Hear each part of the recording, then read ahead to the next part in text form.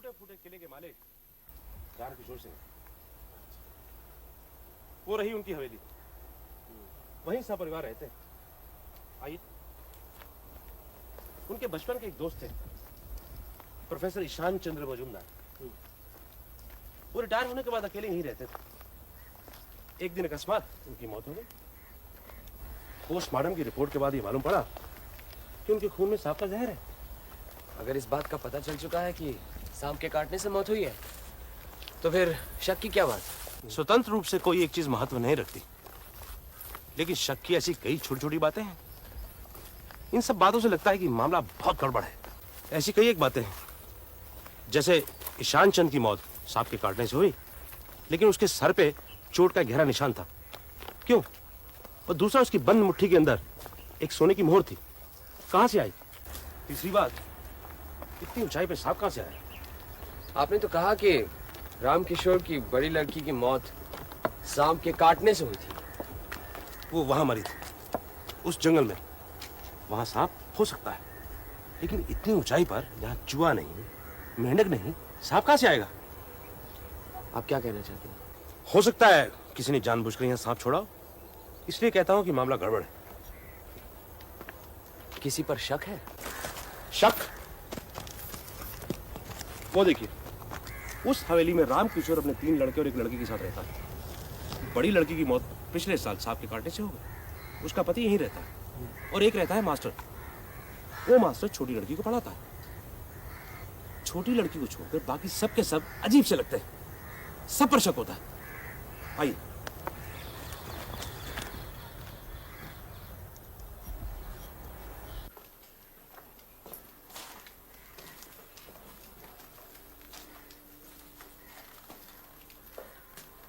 इस दीवार में सलाखें क्यों लगी हुई हैं? ये कमरा शायद पुराने जमाने में किले का दफ्तर हुआ,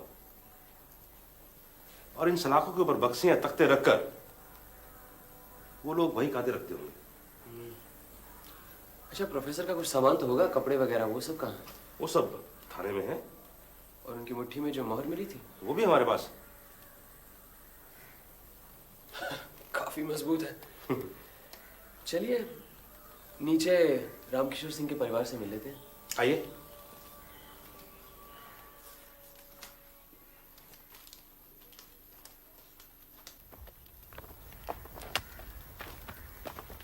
अरे मास्टर, यहाँ क्या कर रहे हो?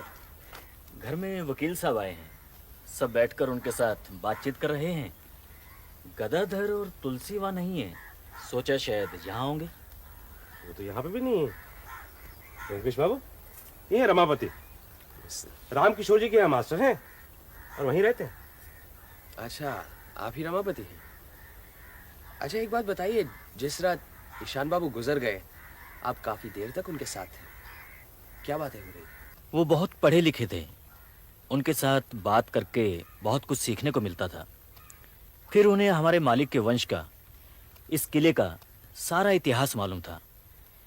एक डायरी में सब कुछ लिख रखा था, वही सब सुन रहा था। चले? जी आइए।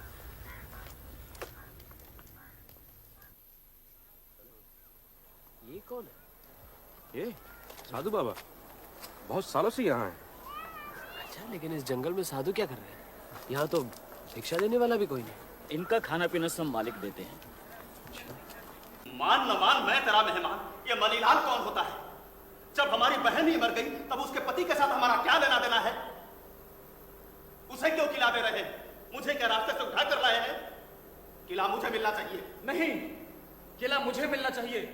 मैं उसे बनवाकर वहीं रहूंगा, बाकी सब तुम ले लेना।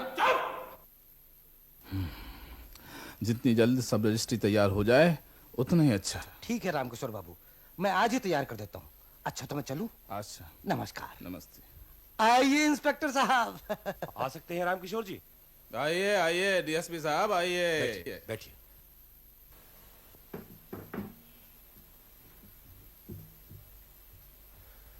ये हमारे कलकत्ता के मित्र हैं। अच्छा, किला दिखाने लाया था, सोचा आपसे भी मुलाकात करवा दूं। हाँ, बड़ा अच्छा किया। सुना है प्रोफेसर ईशान चंद्र की मृत्यु सांप के डसने से हुई। ईशान मेरे बचपन का दोस्त था, वो मेरे घर आकर गुजर गया। इस बात का दुख मुझे हमेशा सताता रहेगा।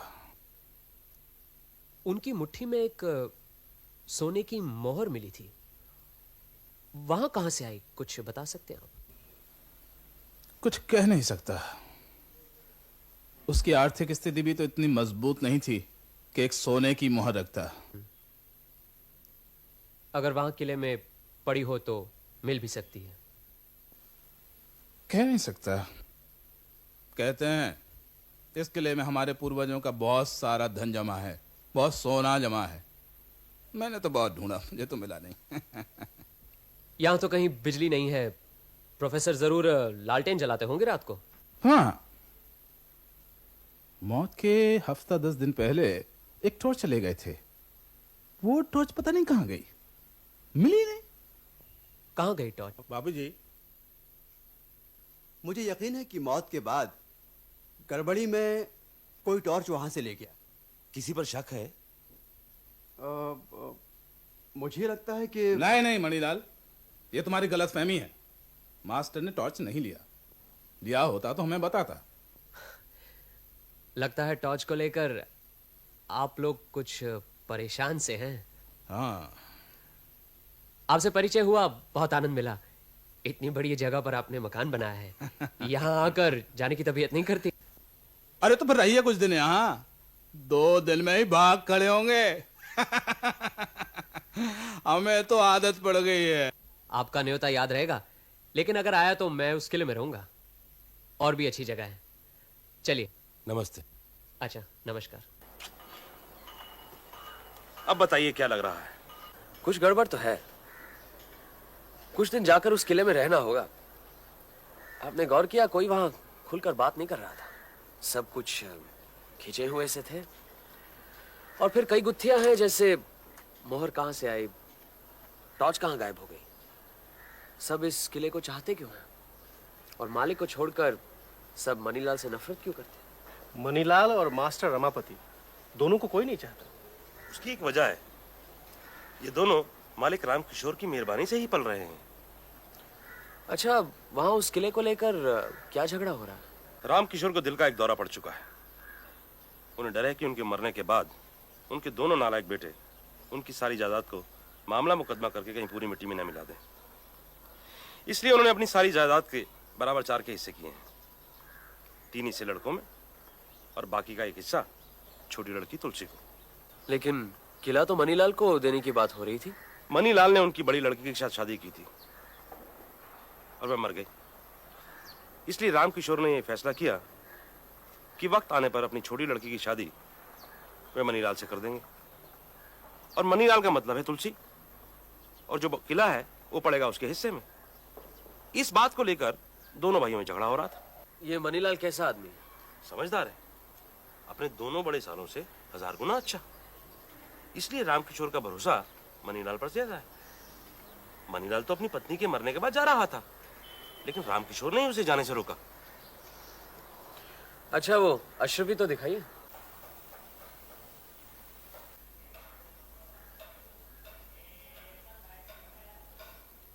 इस पर कुछ उर्दू में लिखा है, आप पढ़कर बता सकते हैं? जनाब, ये उर्दू नहीं, फारसी है। अशरफियों में फारसी में लिखने का रिवाज था। आप हुक्म करें तो मैं पढ़कर सुना सकता हूँ, मुझे फारसी आती है। जी जरा पढ़कर बताइए, पता तो लगे कब की मोहर है। तारीख नहीं है, ये अशरफी नवाब अली वर्दी खां के वक्त की है। काफी पुरानी है। और वो डायरी? शुक्रिया।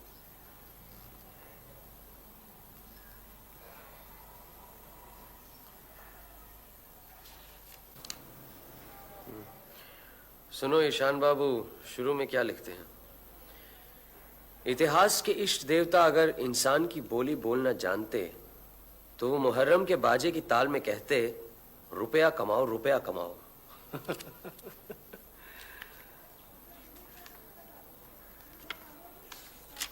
ये सुनो, सिपाही विद्रोह के वक्त लुटेरे किले का गुप्त धन नहीं ले जा सके, ये राम विनोद सिंह का दृढ़ विश्वास है। ये राम विनोद कौन है? राम विनोद राम किशोर के बड़े भाई थे। सुना है 25-30 साल पहले गुजर गए।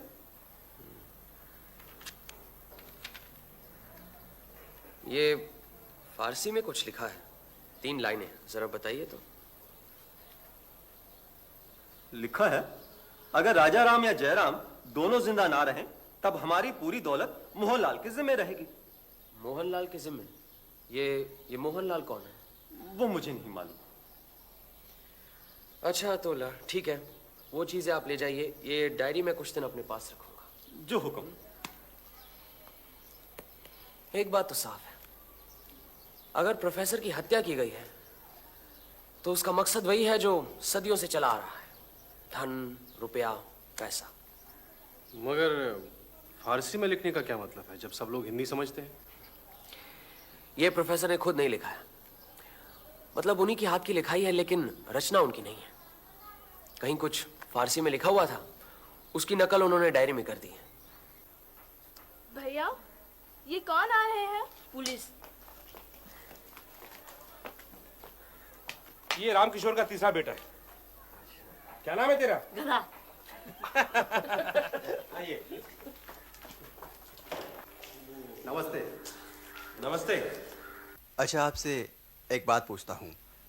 आप पुलिस वाले हैं, इसीलिए जानने की उत्सुकता हो रही है। प्रोफेसर की मौत क्या सचमुच सांप के काटने से हुई थी? किसी पर शक है आपको? नहीं, यूं ही कुछ कहा नहीं जा सकता ना। सांप के अलावा और क्या हो सकता है? वो मेरी भी समझ में नहीं आ रहा, लेकिन प्रोफेसर के पैरों पर सांप के काटने के दाग मैंने भी देखे थे, बिल्कुल वैसे ही जैसे मेरी पत्नी के पैरों पर थे। ठीक है मनीलाल, रामकिशोर बाबू से कहना आज से अकेले में रहेंगे। चलिए। जी। नमस्ते। आइए आइए आइए, बैठिए। रामकिशोर बाबू नहीं है? जी नहीं, वो कोर्ट में दलील रजिस्ट्री कराने गए हैं, आ जाएंगे अभी। अच्छा, मास्टर जी एक बात बताओ। बैठो बैठो। आप तो यहाँ सब लोगों को जानते हैं, इनमें से ऐसा कौन है जो खून कर सकता है? सब। रामकिशोर बाबू भी? हाँ। वंशीधर? हाँ। मुरलीधर? मुरलीधर भी। मनीलाल भी? उसमें इतनी हिम्मत कहाँ, उसे तो सिर्फ पीछे से चुगली करना आता है। और तुम? मैं? जाने दो। तुमने वो टॉर्च चोरी की थी? मेरी बदनामी की गई है, मुझे मालूम है, और किसने की है ये भी मालूम है। आप ही बताइए, अगर चोरी ही करनी है तो टॉर्च क्यों चुराऊंगा? तुम्हें मालूम है मनीलाल की शादी तुलसी से होने वाली है?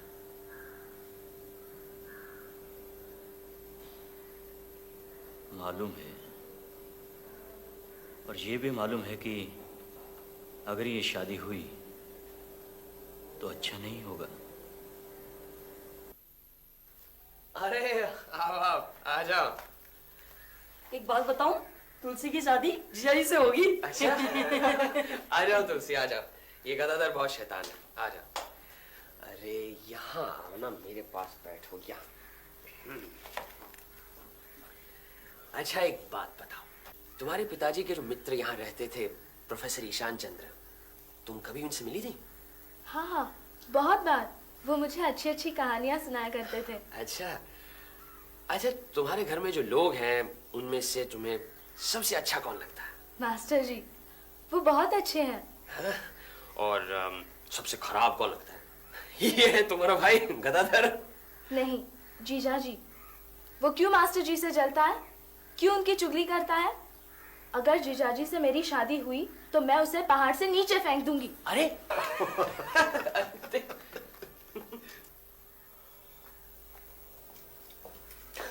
आइए आइए। अरे बैठिए बैठिए बैठिए। क्या हो रहा है? ये दूरबीन क्यों ले आए? जैसे टॉर्च लाया था वैसे ये रखिए, किसी काम में आएगी। और क्या समाचार है? समाचार तो ये है कि मुझे लगता है प्रोफेसर यहाँ आकर रहे क्योंकि उन्हें पता चल चुका था कि यहीं कहीं गुप्त धन छुपा हुआ है। उन्हें शायद तोशखाने के बारे में भी पता चल चुका था, लेकिन किसी ने उन्हें धन तक पहुंचने से पहले ही मार डाला। अब सवाल यह उठता है कि किसने मार डाला, और जवाब है कि राम किशोर से लेकर साधु बाबा तक कोई भी मार सकता था। मतलब हमें तोशखाना या गुप्त धन ढूंढ निकालना होगा। और मुझे ये लोहे की सलाखें बहुत सता रही हैं। आओ। मेरा ख्याल है कि इन सलाखों का सिर्फ यही काम नहीं है जिसकी वजह से यहां लगाई गई, कुछ और भी है। और क्या हो सकता है? इन्हें अच्छी तरह परखना होगा। आपका इंतजार कर रहे थे, आप ही के सामने करते हैं। कुल मिलाकर 21 सलाखें। अजीत, तुम जरा वहां से शुरू करना, कहीं कुछ आप यहां से देखिए, मैं वहां पे देखता हूं।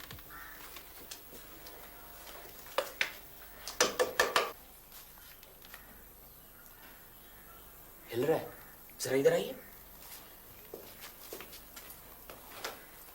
ये अकेले के बस का रोग नहीं है, मिलकर जोर लगाते हैं।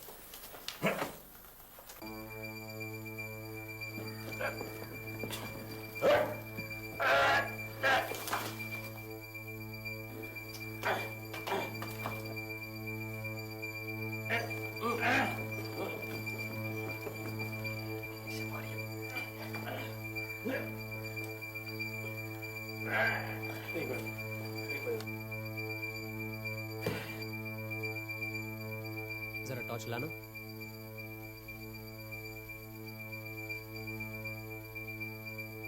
यहां कुछ फारसी में लिखा है, मुझे लगता है। 1 मिनट। क्या हुआ? मुझे लगता है प्रोफेसर ईशान चंद्र की डायरी लेने गया।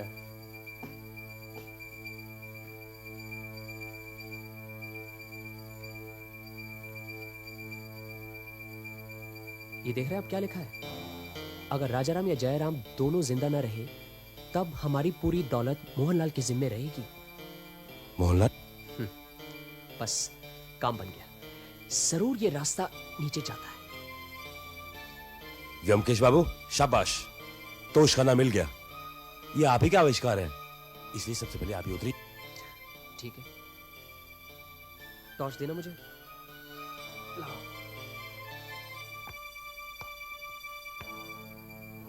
संभल के।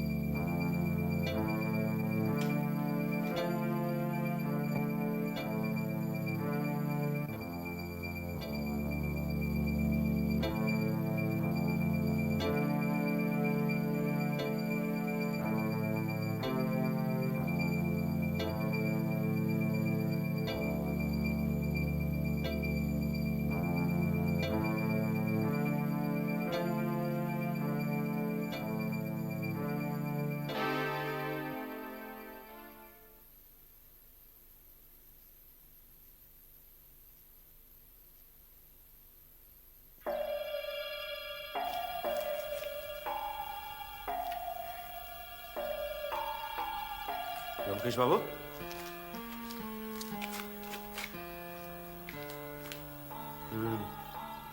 प्रोफेसर ने ये गुफा ढूंढ निकाली थी। ये टॉर्च उसी का प्रमाण है। मनीलाल कह रहा था ना वो टॉर्च नहीं मिली, ये वही है। इसे रखिए आप अपने पास।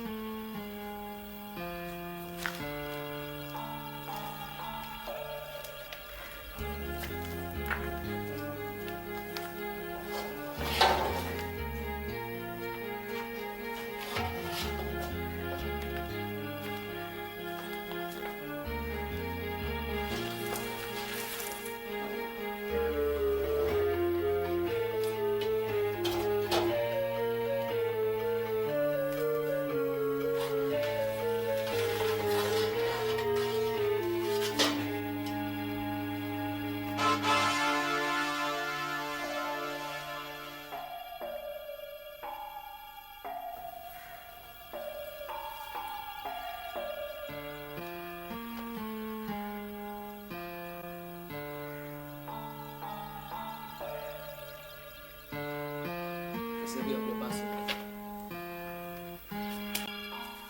मेरी तो कुछ समझ में नहीं आया, सारा धन कहाँ गया? तो सबकी सब कुंडियां खाली क्यों हैं? हमने जो कुछ भी पता लगाया उससे निराश होने की कोई बात नहीं है।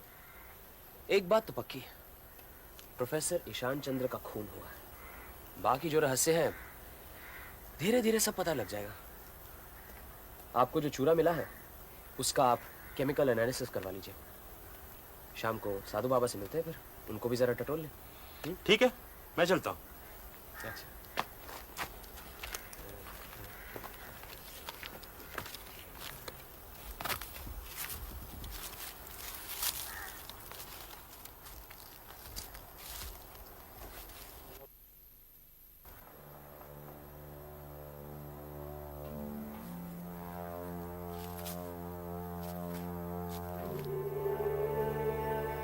लिखा ना?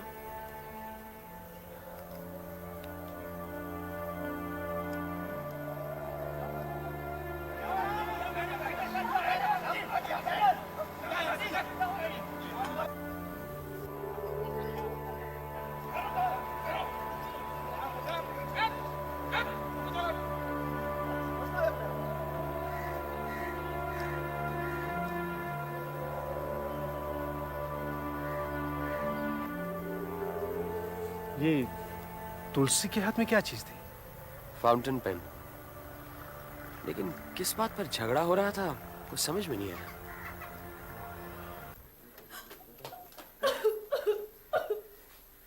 क्या हुआ? क्या हुआ?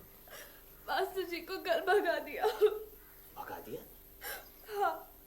अच्छा चुप रोते नहीं, क्या बात हो गई? जीजा जी के पास 2 फाउंटेन पेन है, एक उनकी अपनी और एक दीदी की शादी में मिली थी। मैंने सोचा एक मास्टर जी को दे दूं, उनके पास तो एक भी नहीं है। मैंने जीजा जी के कमरे से फाउंटेन पेन लिया और मास्टर जी को दे दिया, लेकिन उन्होंने वो नहीं लिया। कहने लगे जहां से लाई हो वही दे दो। घर के सब लोगों ने मास्टर जी को चोर कहा, मारा और भगा दिया। अच्छा चुप चुप हो जाओ, मैं तुम्हारे मास्टर जी को वापस बुलवा लूंगा। परेशान मत हो तुम, जरूरत पड़ी तो तुम्हारे पिताजी से भी मिल लूंगा। आओ मनीला। मालिक ने भेजा था तुलसी को ढूंढने के लिए, बहुत ही चंचल है। आपको परेशान तो नहीं किया? नहीं बिल्कुल नहीं, उसके मास्टर जी को भगा दिया यही कह रहे हैं। हाँ, वो मालिक ने मास्टर को बर्खास्त कर दिया है। जब घर में कोई था नहीं तो उसने मेरे ड्रायर खोलकर मेरा फाउंटेन पेन चुरा लिया। बहुत ही कीमती चीज है। इस कलम को? जी। बहुत अच्छा कलम है। चोरी तो ऐसे ही कलम की होनी चाहिए। घर में कितने फाउंटेन पेन हैं? जी सिर्फ मेरे ही पास है और किसी के पास नहीं है। ये अपने मालिक तो कलम दवात इस्तेमाल करते हैं। लेकिन तुलसी तो कह रही थी कि उसने खुद आपके कमरे से फाउंटेन पेन लिया था। तुलसी झूठ बोल रही है। मास्टर तो हमेशा से ही दोषी है। अभी उस दिन वो एक टॉर्च चुरा के। टॉर्च तो वहां मामूली चीज थी। भला मास्टर ऐसा काम करके अपना भविष्य क्यों बिगाड़ेगा? अच्छा ये बताइए, आपका कचहरी का सब काम कैसा चल रहा है? जी बस दस्तखत करना बाकी है और बाकी तो काम हो ही गया है। अच्छा मैं चलता हूँ। तुलसी को लेकर सब परेशान है, बच्ची है। अच्छा अच्छा, गड़बड़ कर देते ना। अब टॉर्च की बात बताने की क्या जरूरत थी?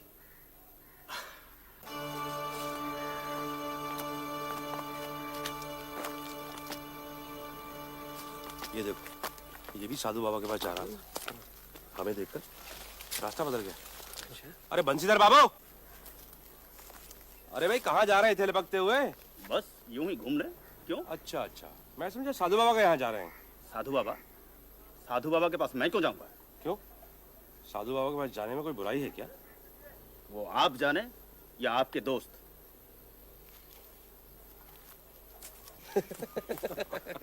चलिए। बाबा ये गांजा कहाँ से मिलता है? सब ऊपर वाले की कृपा है बेटे। बाबा आप तो यहाँ बहुत दिनों से हैं, कुछ दिन पहले सांप के काटने से यहाँ एक आदमी मरा, आपको मालूम है? हमें क्या नहीं मालूम बेटे। उस रात किले में जाते हुए आपने किसी को देखा? देखा है।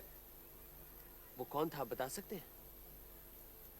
मैं बहुत कुछ बता सकता हूँ, मुझे बहुत कुछ मालूम है, लेकिन अभी नहीं। रात को 10 बजे बाद, जब यहाँ कोई नहीं होता, उस वक्त सब कुछ बताऊंगा व्योमकेश बाबू।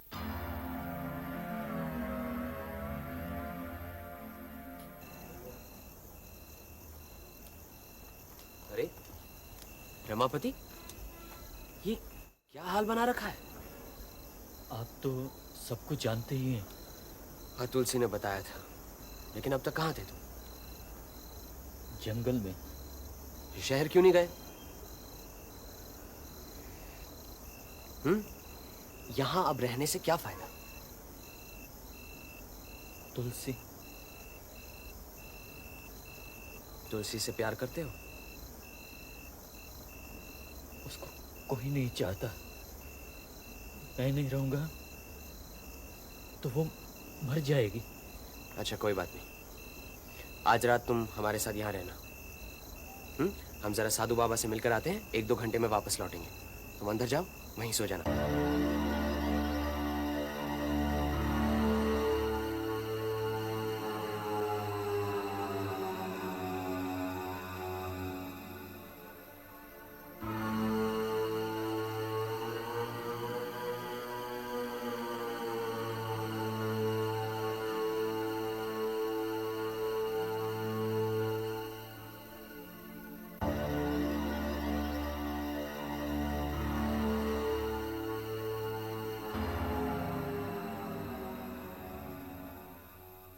आइए आइए आइए, कहिए कैसे तकलीफ की? रामकिशोर जी, अब साफ साफ सब कुछ कबूल करने का वक्त आ गया। कबूल? क्या कबूल? आपके बड़े भाई राम विनोद सिंह की मौत के लिए जिम्मेदार कौन था, इसका फैसला हो जाना चाहिए। मेरे बड़े भाई? जी। क्या कह रहे हैं आप? मेरे बड़े भाई तो जमाना हुआ प्लेग से गुजर चुके हैं। जी नहीं, उनकी मौत कल रात हुई। आपके बड़े भाई राम विनोद साधु बाबा थे। साधु बाबा का खून हो गया? आपको मालूम है कि साधु बाबा आपके ससुर के बड़े भाई हैं, राम विनोद सिंह? झूठ, बिल्कुल झूठ। साधु बाबा मेरे भाई हैं, इसका कोई सबूत है? कोई गवाह? पिताजी, पुलिस ने सारे मकान को घेर लिया है। रामकिशोर बाबू, आपकी तलाशी के परवान हैं? आपके घर की तलाशी ली जाएगी। ये रहा वारंट। लेकिन आपके इलाके में 2 खून हुए हैं और हमें यकीन है कि अपराधी और अपराधी के सबूत दोनों इसी मकान में मौजूद हैं, इसलिए आपके घर की तलाशी ली जाएगी। ठीक है, जो करना चाहते हैं कीजिए। तलाशी के लिए 2 गवाह की जरूरत है। व्योमकेश बाबू और अजीत बाबू, आप दोनों गवाह बन जाइए और ये ध्यान रखिएगा कि हम पुलिस वालों से कोई गैर कानूनी हरकत ना हो पाए।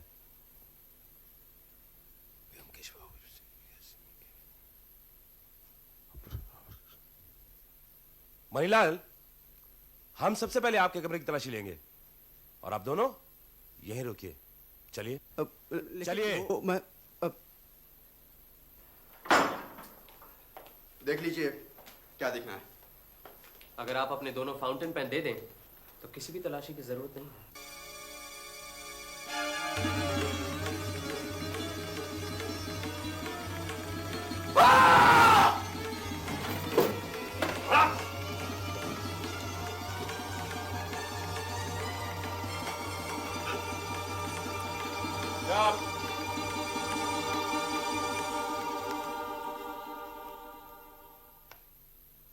ये देखिए, नाग का जहर इन दोनों फाउंटेन पेन में है। क्या? आप अपने घर में एक जहरीला नाग पाल रहे थे। मणिलाल 2 खून कर चुका है। हैं? और शायद इसके बाद आपकी बारी थी। बच गए आप।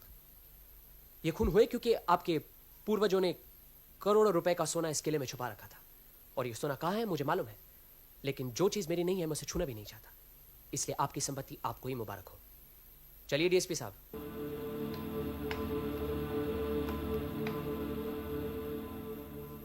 गुफा में जो सफेद चूरा मिला था उसकी केमिस्ट की रिपोर्ट आ गई है और ये चूरा था सोडियम टेट्राबोरेट।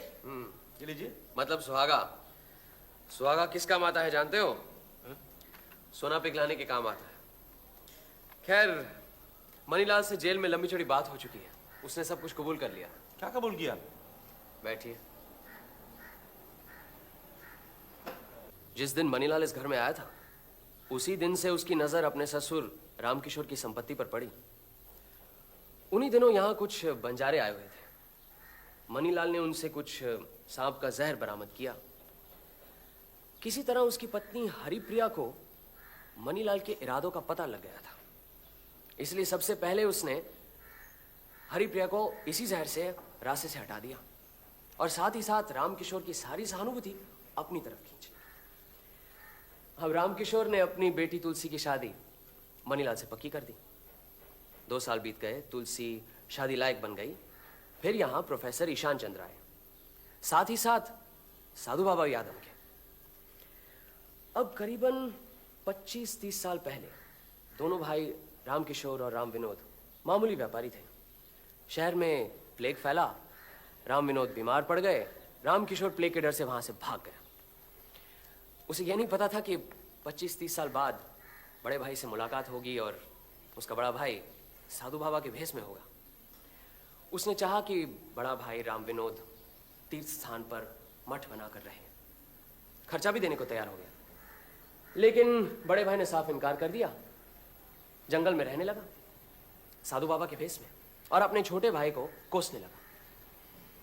असल में प्रोफेसर ईशान चंद्र और राम विनोद दोनों मित्र थे। हो सकता है प्रोफेसर ने ही राम विनोद उर्फ साधु बाबा को यहां बुला लिया हो। इस वक्त सब लोगों को यकीन हो गया कि किले में करोड़ों का गुप्त धन छुपा हुआ है। इधर प्रोफेसर ईशान चंद्र ने किले में गुप्त धन का पता लगा लिया था।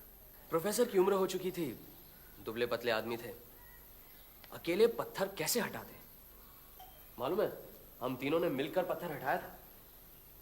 अब प्रोफेसर ने किसी से कुछ नहीं कहा, रामकिशोर से भी नहीं, साधु बाबा से भी नहीं। लेकिन उन्हें एक सहायक की जरूरत थी। उन्हीं दिनों 2 नौजवानों से अक्सर वो मिला करते थे। एक तो मास्टर रमापति, दूसरा मनीलाल। प्रोफेसर को लगा कि मनीलाल ही ठीक है, हट्टा कट्टा है, दोनों सालों से नफरत भी करता है।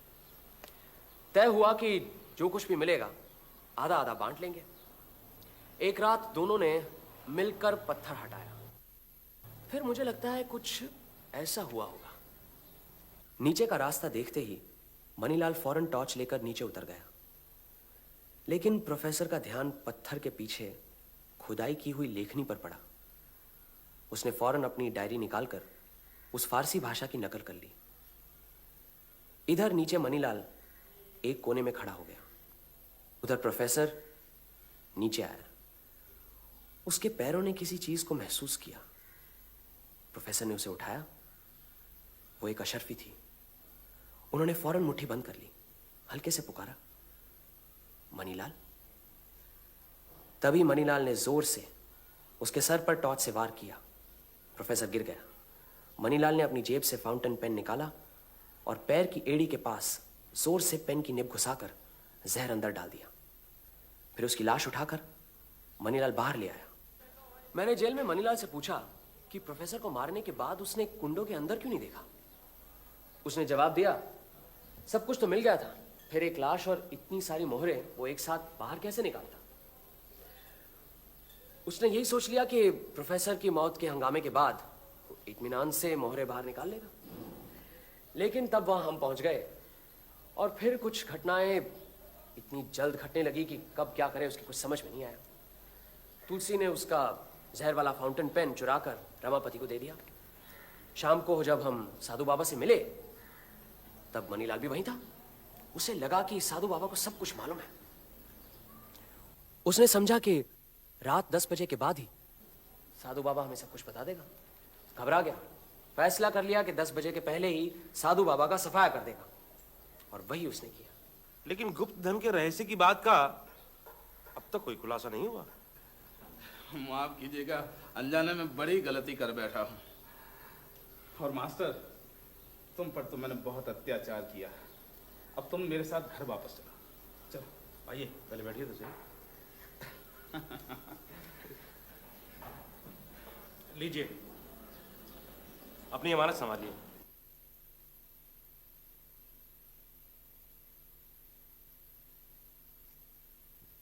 व्योमकेश बाबू, क्या आपको सब कुछ पता लग गया है? लेकिन दो शर्तें हैं। हाँ हाँ, कहिए ना। पहली, आप अपनी बेटी तुलसी की शादी मास्टर रमापति से कर देंगे। अरे और दूसरी शर्त यह है कि आप इस किले को तुलसी और रमापति के नाम कर देंगे। ये तो कोई शर्त ही नहीं है, ये तो मैंने मन ही मन पहले से ही तय कर रखा है। ये तो बहुत अच्छा है। चलिए किले की तरफ चलते हैं।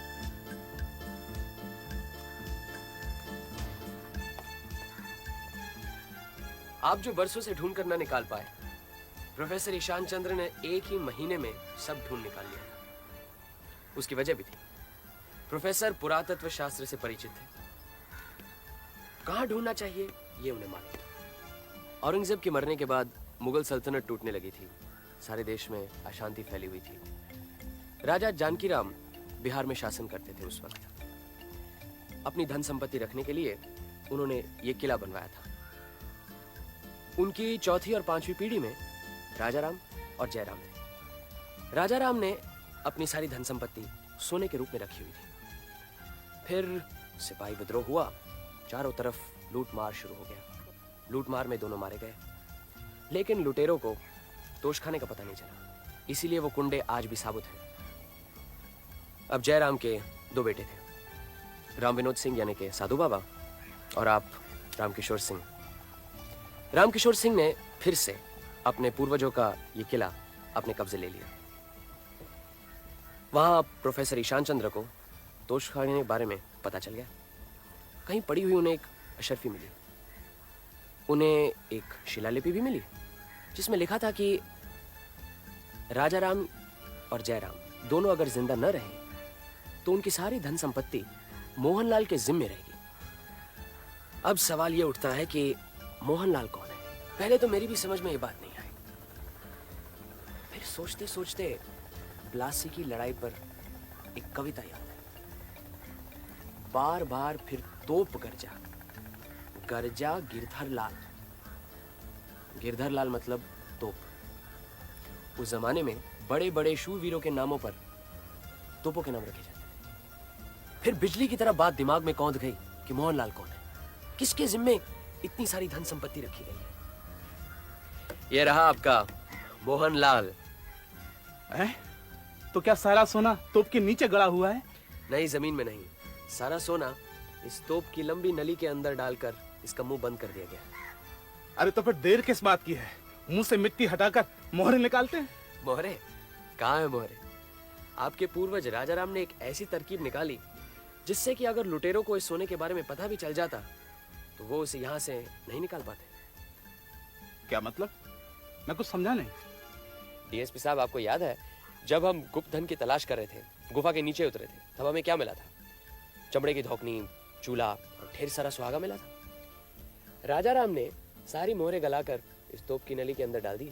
अब इसके अंदर है एक लंबा पुख्ता सोने का खंबा। फिलहाल मिट्टी हटाकर ये देख सकते हैं कि मेरा अनुमान ठीक है या नहीं।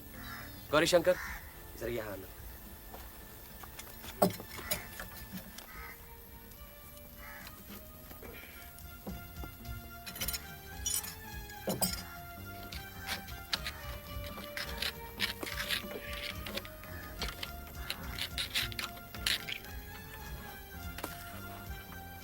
साहब, और मट्टी नहीं है, अंदर काफी सख्त है। ठीक है, इसके मुंह पर कपड़ा रख के अच्छी तरह से साफ करो। आइए, पहले आप इस सोने के दर्शन कीजिए रामकिशोर जी। देखिए,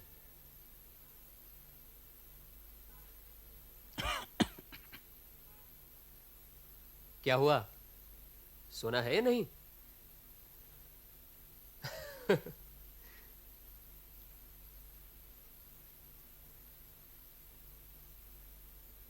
सोना है? हाँ है। चलो रमापति, अब तुम देखो, संपत्ति तुम्हारी है ना? चलो। आ जाओ आ जाओ।